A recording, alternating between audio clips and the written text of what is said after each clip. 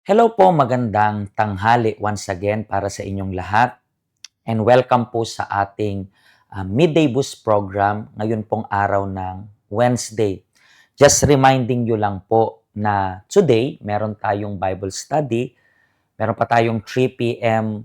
At 9 p.m. sa English later on. So kung hindi po kayo naka-attend kanina, so meron pa kayong opportunity maya-maya. So maganda pong umattend kayo. If not, pwede naman sa online. Kasi samantalahin po natin, we are in the faith of fast of Daniel, ayuno ni Daniel. And gusto po natin na itong ayunong ito ay maging kapaki-pakinabang para sa ating lahat. That's why we are taking advantage of these 21 days para mas maging deeper yung intimacy natin sa Panginoon. And today's topic, pag-uusapan natin ito. Day number 10 ng 21 days fast of Daniel natin. The Holy Spirit is the one who convicts. Anong ibig sabihin ng convicts? Okay?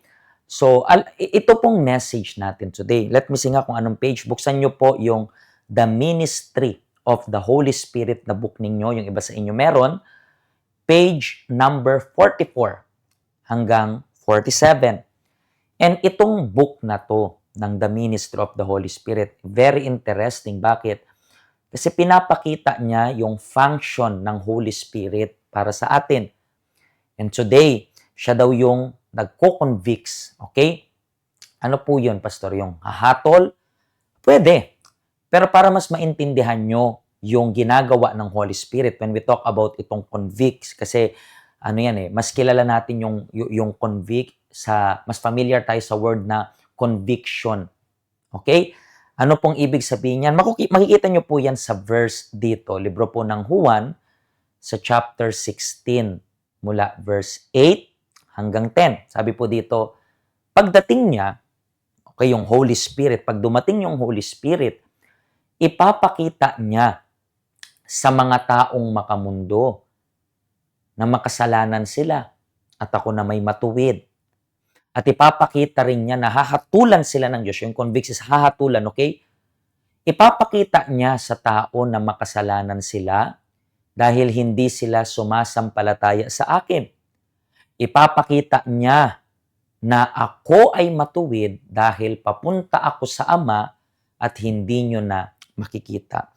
Interesting po itong verse na to. Kasi yung Holy Spirit daw, isa sa function ng Holy Spirit is ipapakita niya sa tao na nagkasala yung tao. And minsan, di ba, applicable ito pagdating sa family natin. Minsan sa family natin, nagtataka ka, bakit kaya hindi nila makita yung mali nila?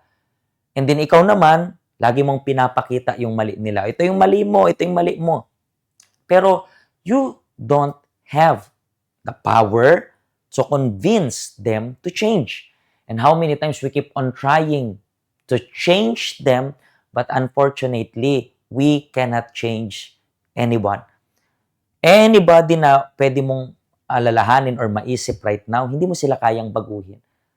Pero yung Holy Spirit, once na kinumbinsi sila, once na maipakita na dapat silang magsisi, dapat silang magbago, mga kaibigan, kahit anong salita mo, kapag nakumbinsi sila ng Holy Spirit, that's it. That's why, makikita po natin na huwag kang mag-focus sa iba. Mag-focus ka lang po sa sarili mo, and upon changing yung sarili mo, that's why hindi rin umiinit yung ulo namin, kaming mga pastor, even though kayo is paulit-ulit ninyong ginagawa yung ginagawa ninyo. We are praying na lang sa Holy Spirit na dumating yung time na makumbinsi ka niya. And then sometimes, paulit-ulit tayo ng topic about pagpapatawad. Hindi umiinit yung ulo namin. Even though alam namin, may mga tao na hindi sumusunod. Nagtitiwala na lang kami sa Holy Spirit na darating yung time, pag yung Holy Spirit yung kumumbinsi sa inyo, that's the time na magbabago kayo. So the same thing rin with your family. So magbabago lang sila the moment na makumbinsi sila ng Espiritu Santo. Okay? Speaking about makumbinsi na magbago yung isang tao, itong testimony na to, na-convince ng Holy Spirit na magbago. And walang pwedeng tao na mag-judge. That's why yung topic natin, the Holy Spirit convicts. So, siya lang yung pwedeng humatol. So, walang manghuhusga. Pero yung Diyos, kinausap siya sa loob, and then na-realize siya na dapat siyang magbago. Upon watching itong testimony na ito, kung hindi pa po kayo nakaprepare ng inyong tubig para sa prayer natin later on, maganda po na na-prepare nyo na rin iyan. And later on, gagawa tayo ng prayer, blessing yung water ninyo. Okay? Asking God na bigyan tayo ng lakas, katatagan, na magpatuloy sa journey na ito. Okay? Panoorin nyo po and prepare yung tubig ninyo. For 7 years, my husband and I lived under the same roof, but we had no communication and no intimacy. He was jobless, irresponsible, violent, and addicted to alcohol. He had no direction in life, so I carried everything on my own. To make ends meet, I worked as a cashier in a rubber plant until the company suddenly closed due to a scam. With 5 children depending on me, I became anxious about our future. So I made the hardest decision a mother can make. I decided to work abroad just so my children could continue their studies. But even that path was difficult. 3 medical reports declared me unfit to work. 2 employers rejected me. Still, I didn't give up. Eventually, I was hired, but I had to borrow 150,000 pesos just to leave the Philippines. While I was working abroad, my children struggled. They live in a small house. My second daughter stopped studying to take care of her siblings. Then one day, she gave her father an ultimatum to find a job or leave the house and remain jobless. Something changed that day. He went to Manila, worked in construction for 5 years. He started sending weekly allowances to our children. But even then, I still hated him. Inside, I felt empty, depressed, and hopeless. I got involved in online chatting. I entertained men, shared inappropriate photos, and even entered a relationship with someone who supported me financially. But nothing changed. I was still unhappy. After 5 years abroad, my children became distant. They only remembered me when they needed money. I felt like I was just a provider, nothing more. I took out a 47,000 loan for their education. I started building a house, but it remained unfinished. The expenses never stopped. Then my eldest daughter failed her 4th year in university. She got involved with alcohol, entered a live-in relationship, and became pregnant. Everything felt like it was falling apart. I couldn't sleep. I had a nervous breakdown. Even in my work abroad, I faced constant challenges. For 6 years with my previous employer, I suffered emotionally. After the grandfather passed away, I cared for his wife, but their children would come with different rules and difficult behavior. I had only 2 days off a month with limited hours. Everything felt unstable. I was exhausted, physically, emotionally, and spiritually. I had worked so hard for so long and I had nothing left. And that's when I reached my lowest point. One day, I stood at a 3rd floor window and thought about ending my life. I asked myself, how long can I keep living as the sole provider like this? But the moment didn't end my story. That's when I found the help center. Through the meetings, I began to see something I had never faced before myself. I realized I had been proud and selfish. I kept pointing at my husband's mistakes, but I never saw my own. So I repented. I surrendered my life, my husband, my children to God. I ended the wrong relationship. I worked on my spiritual life with the goal of receiving the baptism in the Holy Spirit. And I humble myself to reach out to my husband. We forgive each other. And when I received the Holy Spirit, everything began to change from within. I received a peace I had never experienced before, a joy that didn't depend on my circumstances, and the strength to live a new life. Even while I was still facing financial struggles, I made a decision to remain faithful to God, not because of what I could receive, but because my life now belonged to Him. Then, little by little, everything began to fall into place. I am no longer empty, depressed, or suicidal. My children welcome their father back home, and he is no longer the same man. He is free from his addiction, and our marriage has been restored. In 2023, we were blessed on the altar at the UCKG in Cebu. My children's lives also turned around. My eldest daughter is no longer rebellious. Her partner accepted her past and they now have their own income. My second daughter is now a licensed teacher and employed. My son is working and helping support his younger siblings' education. The family I once carried alone is now a family that works together with God at the center. As for me, because of my faithfulness, God gave me wisdom and direction. I paused the house construction and focused on paying my debts. Step by step, I was able to settle everything. Today, I am debt-free.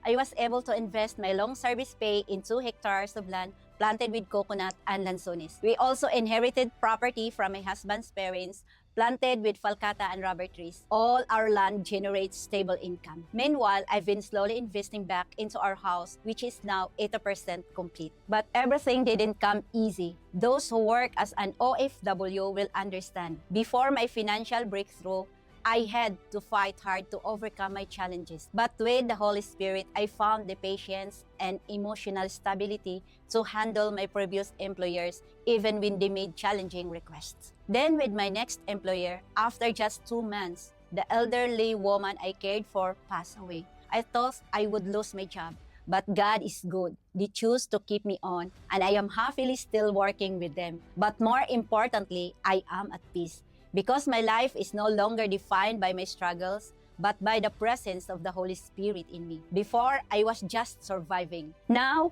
I live with purpose, with direction, and with the Holy Spirit guiding me every day. Itong testimony na to, ito yung proof na yung Diyos ang kukumbinsi. 'Di ba? Hindi tayo, kundi yung Diyos mismo. Sa case niya at sa case ng anak, ng family members, Diyos ang kukumbinsi. Tandaan niyo po yan. Okay? Hawakan niyo po yung tubig ninyo and let's begin our prayer right now. Close your eyes po in the name of Jesus Christ. Panginoon, when we talk about the power of conviction and the power to convince, ikaw lang ang kukumbinsi na magbago yung isang tao.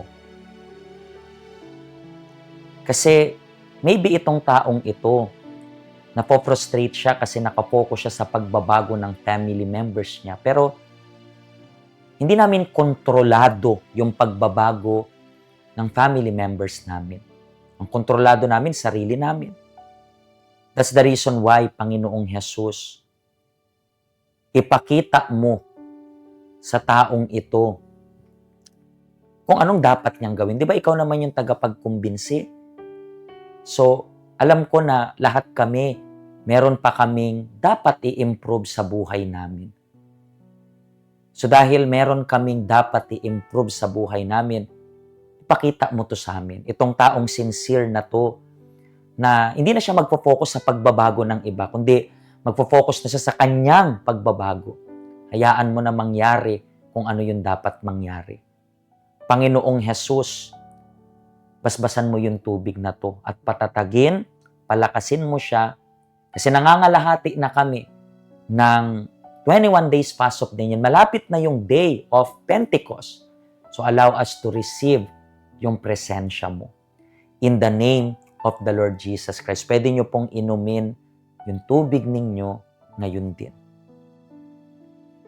And habang iniinom nyo siya, tanggapin nyo po yung lakas, tanggapin nyo po yung guidance ng Diyos para maitama nyo kung ano yung dapat itama. Kung humble ka, na ma-recognize, ipinapakita ng Diyos kung anong dapat mong baguhin.